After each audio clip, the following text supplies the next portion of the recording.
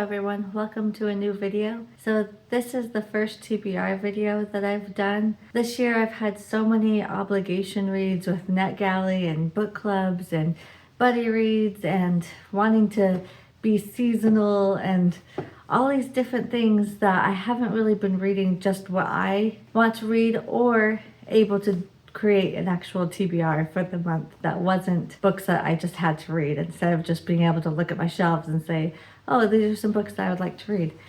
So I've had this idea for a while. I know some people on their channels, they do like TBR games and stuff, so I wanted to try one of my own. So my thought was that I would get some dice and then I would roll the dice and then I would assign a number to each of my shelves, and then whatever number that shelf landed on, then I would be able to pick one book from each shelf of that bookshelf. So a couple things wrong with that though, I realized later, is I have 12 bookcases, which means I would need 2 dice. But the problem with using 2 dice is you would never get a 1. It's impossible to get just 1 with 2 dice. So one of my bookshelves would never get picked. And then the second issue I had was, what if I got romance or fantasy or science fiction, which, don't get me wrong, I love those genres and I like to read from them, but having an entire month and having like 6 books back to back in that same genre, I feel like that would be a lot. You know, having 6 romances all in a row and that's all you read that month, I just don't think I could do it. You know, I like to sprinkle it in, but I don't think I could do back to back books like that. So I was like, So I decided to rein it in to just thriller and horror books, because those ones I can read back to back and I'm fine. So we're gonna do 1 dice, and it worked out perfectly because I actually have 6 bookshelves dedicated to just thriller and horror, although one of them has like sci-fi on top, but it would only be like 1 or 2 books compared to like all 6 of them are sci-fi, so that doesn't bother me. And then I left off middle grade as well. So anyway, so that's what we're going to be doing for this video. I hope you enjoy it. And let's go ahead and see what I'm going to be reading for this month. So I have 4 bookcases in my bedroom, and they're all horror thrillers. So this is going to be bookshelf number 1. And over here, I have 2 more bookshelves. So that's going to be 2 and 3. Then this will be 4.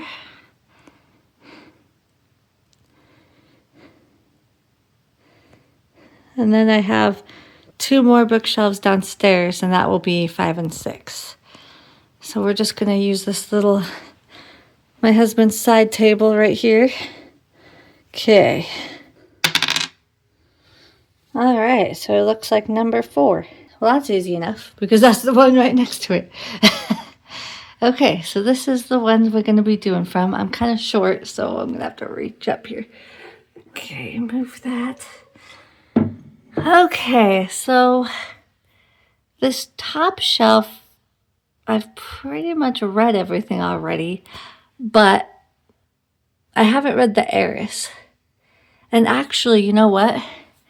I just realized that this bookshelf only has 5. But my other bookshelves all have 6 shelves because I put things on top. But that's not an option with this. So I think this top shelf, I'm going to actually pick 2 books. So I haven't read The Heiress yet, and I really have been wanting to. I've been wanting to get to this one. So I'm very excited for that. And then I'm going to do Looking Glass Sound. This one, I meant to do it when it came out, I think last year. Could have even been the year before, I hope not. I think it was just last year, but that's one that I really thought I would read immediately when I first got it, and for whatever reason I just never got to it because, you know, all the obligations I stated earlier and vlogs for my YouTube channel, and I just didn't get to it. So these are the 2 I'm going to pick from the shelf. So let's come on down here. Let's move this. So all of these ones that are horizontal, I've already read all of those. So I'm just going to be looking at these ones. Oh, you know what? This is a no-brainer. it's gonna be this one. Someone in the Attic. I just got this in my Book of the Month Club box a month or two ago, and I'm super excited to get to that one. So that will definitely be the pick for that shelf. Okay, down here. Oh, well, I really want to read both of those. Again, these are ones that I thought I would read when they first came out, and I was super excited, but I just never got to them. I really want to do these ones, but they give me like summer vibes, so I think I'm going to wait till next summer for those ones. I really want to read the violence, but honestly, the length kind of scares me. It's like super long.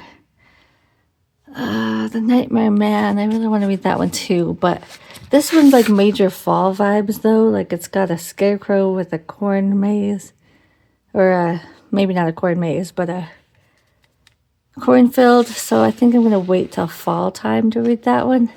Ooh, I want to read the second one, to Chasing the Boogeyman too. I really enjoyed the first one. Again, it's a little bit long, but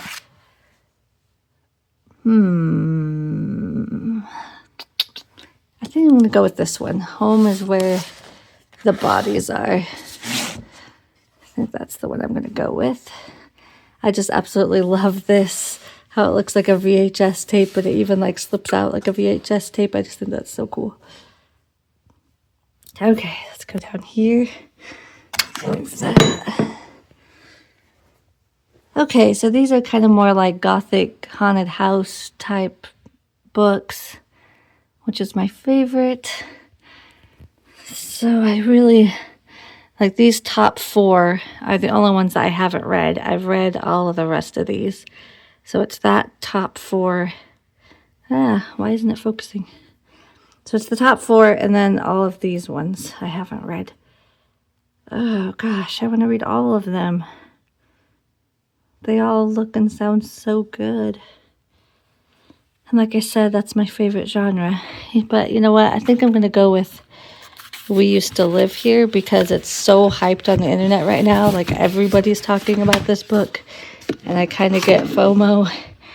I would have read it sooner, but I heard the ending is ambiguous and I hate ambiguous endings. So I've been kind of nervous to reach for it. But like I said, I think it would be a good time to read it though because everybody's talking about it. So I think I'm going to go with that one. Okay, this next one. So in October, I already read a vampire book and I'm actually going to be reading So Thirsty this month for a video. So I'm going to skip the vampire books. I'm not really feeling witchy either, so I'm going to skip the witches and just go to the thrillers. So let's see. Again, I want to read all of them. Darn it, this is hard. I don't know. I've heard such good things about all of these books, and The Drowning Woman and The Quiet Tenant in particular I've been trying to get to, but honestly, at this point in time, probably because it's the newest, is probably this one. I've heard really good things about it, and I've only read one Ruth Ware, which was Turning of the Key, and I really enjoyed it. And I've been wanting and meaning to read something else from her. So, yeah, I think I'm going to choose this one. I think I'm going to do One Perfect Couple. So, it's a week or two later from when I filmed my TBR video of the books that I chose from the shelves. So now I'm going to go ahead and tell you what they are and tell you what the book club picks are now that I know what it is. So, as I kind of spoiled when I was doing that video, I am doing a vlog involving Rachel Harrison. So this month I'm going to be reading So Thirsty, and I'm very excited because I love Rachel Harrison's work. They're always a lot of fun. So this one, as you can tell from the cover and the title, is about vampires. So this is about a woman that goes on a girls' weekend with her best friend to get away from her cheating husband and her boring life, and her best friend is determined that they're going to have a wild, fun, free time. So they get involved with these strangers, and then things go down that change their life forever. So it should be a really fun time. I'm very excited. I'm doing a vlog of this book and then tier ranking all of Rachel Harrison's work, so be on the lookout for that. So then I chose The Heiress, and I really like Rachel Hawkins. I wasn't the biggest fan of Reckless Girls, but I've liked everything else I've read from her, and I hear really good things about this one. So this is about a woman who is apparently famous because she was kidnapped as a child, and then she's been a widow 4 times over. So 4 of her husbands have died, which is a little suspicious, and she's very rich with the big mansion on the hill, and she ends up passing away, and her son, her adopted son, doesn't want anything to do with the estate or the money or the fame or anything, so he gives it all to his uncle. But then 10 years later, his uncle also passes away, so now he has no choice but to come into possession of this estate, and family secrets start to be revealed. And then I chose Looking Glass Sound by Catriona Ward. And again, I've liked everything that I've read by this author so far, which is only 2 books, but still. I love this cover so much. It reminds me of the Goonies and has definite summer vibes. So it's a little bit of a bummer that I'm going to be reading it in the middle of winter, but oh well. So this sounds like it's going to be more of a coming of age story, which is always fun. Where you have the little small town and the killer off in the background. And so it sounds like our main character is an author, which I always love, and he's going to be writing kind of a memoir about his childhood and about growing up in this little town and having this killer on the loose. And then, I don't know if you can see it, but there's like this boat, and then this looks like a woman. I mean, it could just be anybody, but it looks like a woman, and she's drowning in the lake. And so as he's writing this book, different memories of his childhood are coming up. So I hear the beginning of this is fantastic, and then I've heard mixed reviews about the ending, so we shall see. And then this one I'm very excited for. I got this in my Book of the Month box last month, and that's Someone in the Attic. And this is about a masked man that apparently hides in people's attics and then comes down and murders people. So it sounds like right away we're going to have a murder right in the beginning, and then across town her friend sees a video on the internet of a masked man coming down from the attic and realizes, wait a minute, that video was taken in my house. So it sounds really fun, intriguing, and thrilling. So I'm excited to read this one. And then we have Home is Where the Bodies Are. And again, I just love this. They made it look like a VHS tape. And then if you get the Barnes & Noble one, it actually slides out like a VHS tape, and then it looks like a VHS tape. And I just love it. I think that's so cool. And I'm just really hoping the inside matches the outside, because I absolutely love this setup of this book.